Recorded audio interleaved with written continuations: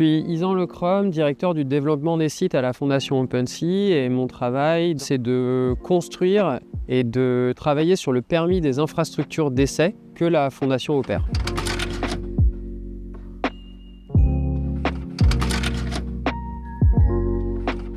Alors, les sites d'essai ont été installés dans des lieux spécifiques et intéressants pour certains types de technologies. En fait, on a choisi les meilleurs sites à notre sens pour pouvoir expérimenter de la récupération d'énergie marine renouvelable. Et donc, en fonction des technologies testées, on s'est retrouvé à déployer un site dans des zones à fort courant, dans des zones à forte vague, dans des zones à fort vent. Donc ça, c'est la raison principale pour laquelle on s'est installé à tel ou tel endroit. Mais après, il y a beaucoup de critères qui entrent en jeu, notamment la profondeur, l'acceptabilité, la distance à la côte, l'accès à des moyens logistiques, par exemple.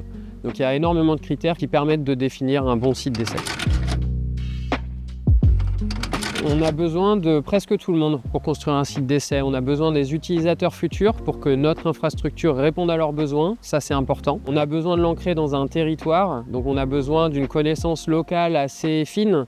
Donc, on a besoin de personnes qui connaissent le lieu, qui l'ont occupé préalablement. On pense notamment aux pêcheurs, mais aussi aux associations de défense de l'environnement. On a besoin des services de l'État pour pouvoir entrer dans un cadre réglementaire adapté. Et on a besoin de l'ensemble des parties prenantes, aussi du plus grand public en fait, pour pouvoir les amener avec nous dans cette aventure et leur faire comprendre les missions d'un site d'essai.